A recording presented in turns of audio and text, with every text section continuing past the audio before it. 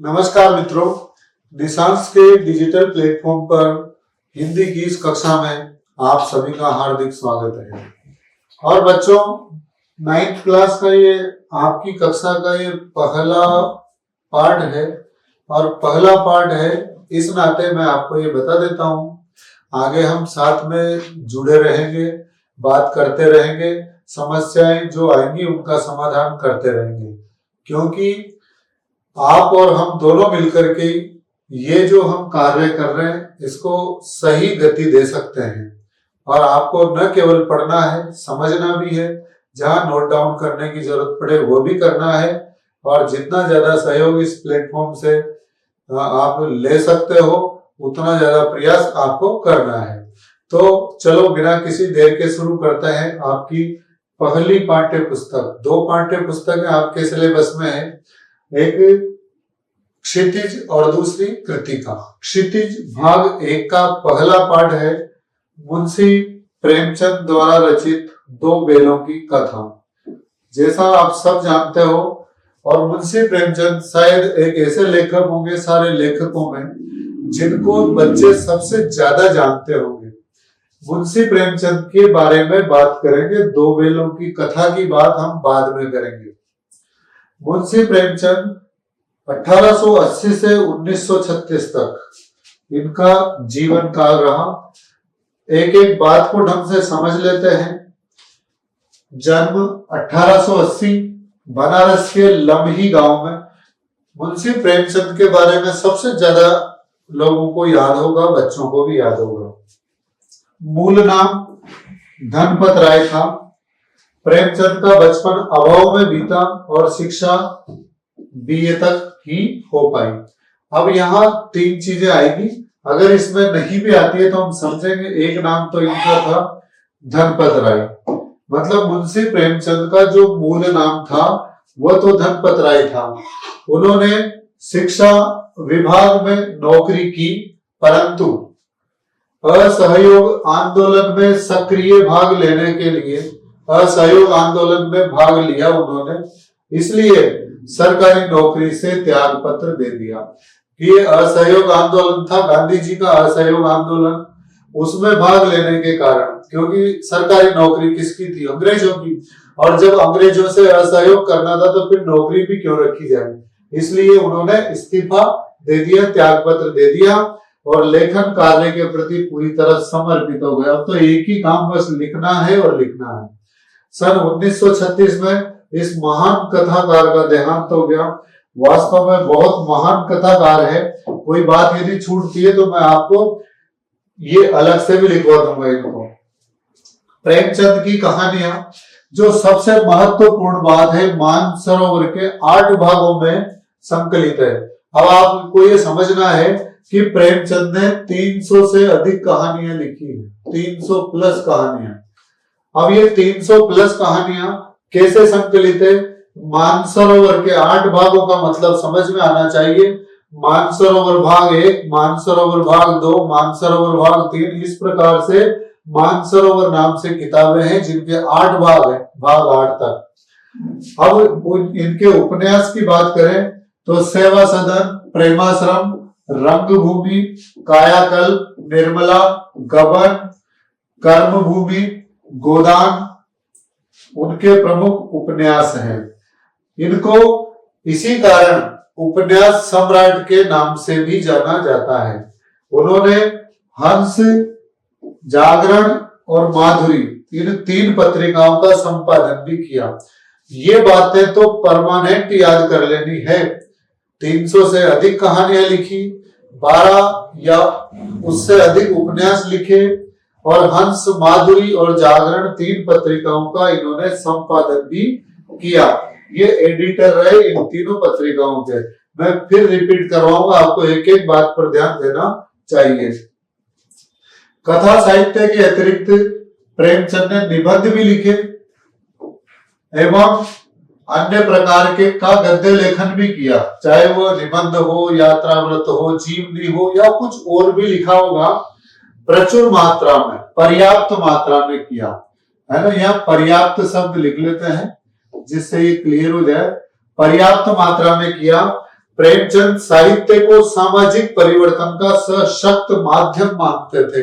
वास्तव में साहित्य ही वो माध्यम है जो समाज में बहुत बड़ा परिवर्तन कर सकता है। आप जो देखते हो, आप जो सोचते हो, आप जो समझते हो, वो सब साहित्य है। साहित्य को मानने का दृष्टिकोण सबका अलग अलग हो सकता है। हम जो फिल्में देखते हैं, क्या वो साहित्य नहीं है तो सही, लेकिन उसको इनमें से कौन सी फिल्मों को साहित्य की श्रेणी में रखा जाएगा? देखो, एक अगर सरल सी बात है तो साहित्य होता क्या है? स उपसर्ग, हित मूल शब्द और एक लेप प्रत्यय होता है। इन तीनों के द्वारा जो हित करे समाज का वो साहित्य है। जिसमें हित सहित हो वो साहित्य है। अर्थात सामाजिक परिवर्तन का सबसे बड़ा माध्यम है साहित्य। जिस समय जिस तरह का साहित्य लिखा जाता रहेगा वह समय उसी के अनुरूप चलता रहेगा, या फिर समय जिस प्रकार का होगा उसी तरह का साहित्य लिखा जाएगा। तो साहित्य और समाज एक दूसरे के पूरक हैं, एक दूसरे के कारण प्रभावित भी होते हैं। उन्होंने जिस गांव और शहर के परिवेश को देखा, परिवेश मतलब वातावरण, किसने? मुंशी प्रेमचंद जी ने जिस गांव के और शहर के वातावरण को देखा और जिया, उसकी अभिव्यक्ति उनके कथा साहित्य में मिलती है। अभिव्यक्त करना यानी दूसरों के सामने बताना, उसी बात को उन्होंने प्रस्तुत किया है ना। किसानों और मजदूरों की दयनीय स्थिति, दलितों का शोषण, समाज में स्त्री की दुर्दशा और स्वाधीनता आंदोलन आदि उनकी रचनाओं के मूल विषय हैं।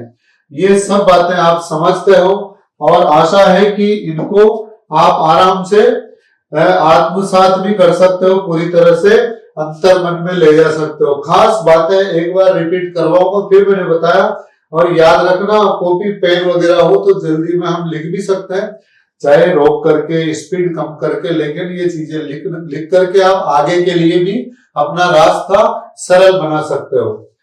प्रेमचंद के कथा साहित्य का संसार बहुत व्यापक है। व्यापक विस्तृत, बहुत बड़ा है। खूब लिखा प्रेमचंद ने। उसमें मनुष्य ही नहीं पशु पक्षियों को भी अद्भुत आत्मीयता मिली है। आत्मीयता सब जानते हैं, अपनापन, मतलब केवल मनुष्य ही नहीं दूसरे पशु पक्षियों के बारे में भी उन्होंने लिखा। बड़ी से बड़ी बात को सरल भाषा में सीधे और संक्षेप में कहना प्रेमचंद के लेखन की प्रमुख विशेषता है। उनकी भाषा सरल, सजीव है और मुहावरेदार भी है। कई कई उर्दू का प्रयोग भी इनकी भाषा में मिलता है, तथा उन्होंने लोक प्रचलित शब्दों का प्रयोग कुशलता पूर्वक किया है। ये लोक प्रचलित शब्द वो होते हैं जो देशज शब्द जो होते हैं, मतलब लोकल लैंग्वेज के जो शब्द होते हैं, जिनको ग्रामीण भाषा में जिस तरीके से बोला जाता है, उन शब्दों का प्रयोग भी मुंशी प्रेमचंद ने बहुत अच्छे तरीके से किया है। मतलब लोक भाषा का प्रयोग भी इनके साहित्य में मिलता है। तो यहां से आपका पाठ शुरू होता है। पहले हम एक बार और प्रेमचंद के परिचय को थोड़ा सा समझ लेते हैं। अब देखो, रिवाइज करते हैं, कुछ रिवाइज करना पड़ेगा, एक साथ कलेक्ट करके देखते हैं जो खास खास बातें हैं। 4 नंबर का आपके लेखक या कवि परिचय आता है। अब उसमें क्या क्या चीजें इंपॉर्टेंट है मुंशी प्रेमचंद के बारे में, यदि हम सबसे पहली बात करें तो जन्म 1880।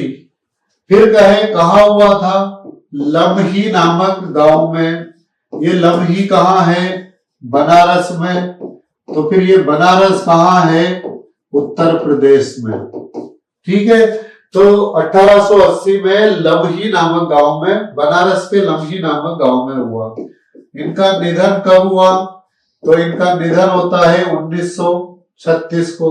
अब जो बातें इसमें नहीं दी हुई उनकी बात कर रहा हूं मैं, ताकि आप लोग उसको पूरी तरह से क्लियर कर सकें, और बहुत अच्छे से समझना है आपको पूरी तरह से ध्यान देकर।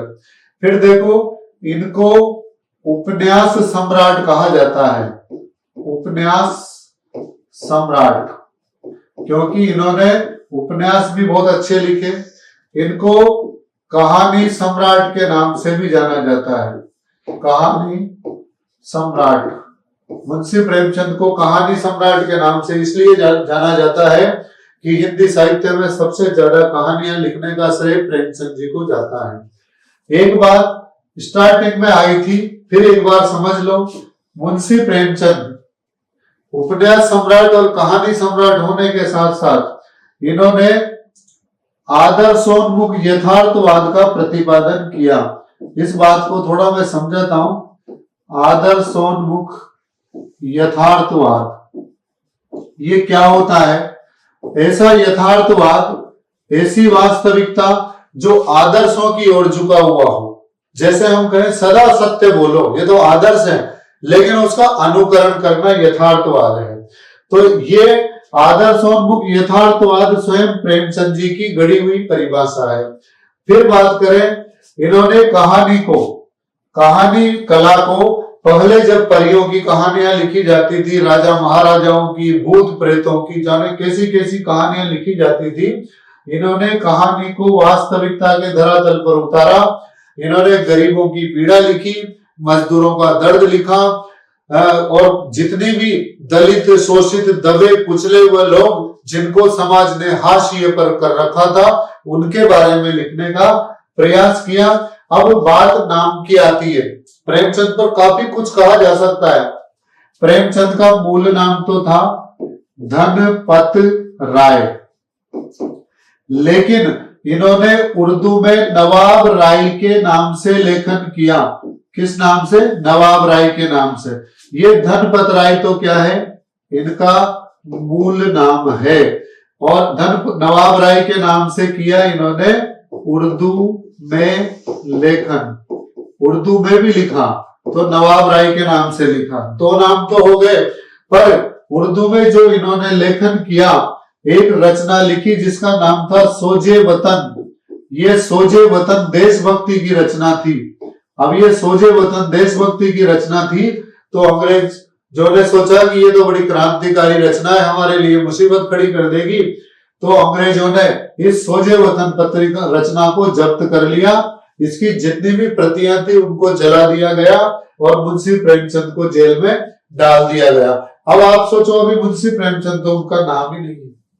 धनपत राय मूल नाम था, उर्दू में नवाब राय के नाम से लिखते थे। फिर लास्ट में जब ये लिखने लगे तो फिर प्रेमचंद के नाम से इन्होंने लेखन प्रारंभ किया। अब एक और खास बात कि क्या मुंशी प्रेमचंद जैसे बड़े लेखक के लिए कोई बहुत बड़ी बात तो थी नहीं। बातें लोग बहुत सारी करते हैं, लेकिन हकीकत के धरातल पर उतारने वाले लोग कम हैं। इन्होंने एक बाल विधवा शिवरानी देवी से विवाह किया। केवल बात करना अलग चीज है।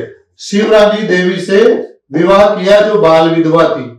तो केवल आदर्श नहीं है, यथार्थवाद भी जिनके जीवन का विषय रहा हो, जिनके जीवन का महत्वपूर्ण भाग रहा हो, तो इससे आपको पता लग सकता है कि किस तरह प्रेमचंद है एक वास्तव में आदर्शोन्मुख यथार्थवाद की परिभाषा जो गढ़ी, उस पर ये बिल्कुल खरे उतरते हैं।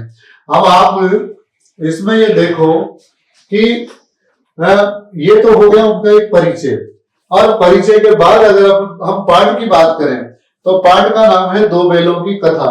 मित्रों, चाहे तो इसको हम संक्षिप्त में समझ सकते हैं, लेकिन कोई ज्यादा आवश्यकता नहीं है। कहानी के साथ समझते जाएंगे तो ज्यादा ठीक है।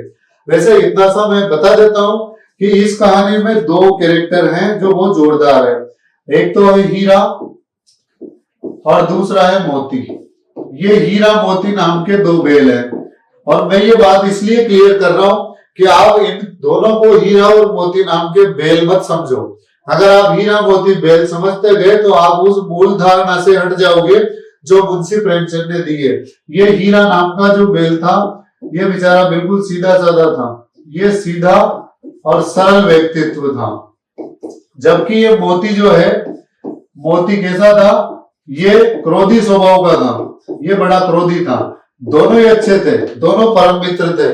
तो आप आजादी की लड़ाई के बारे में यदि बात करो तो ये हीरा जो है ये नरम दल का माना जा सकता है और मोती जो है गर्म दल का माना जा सकता है। ये हीरे को आप गांधीवादी मान सकते हो तो मोती को आप गर्म दल में सुभाष चंद्र बोस जैसे लोगों में शामिल कर सकते हो। तो इस तरह से न केवल ये हीरा और मोती नामक दो बेलों की कहानी है, बल्कि ये उन दो स्वतंत्रता सेनानियों की कहानी है जिन्होंने आजादी के लिए सब कुछ समर्पित कर दिया।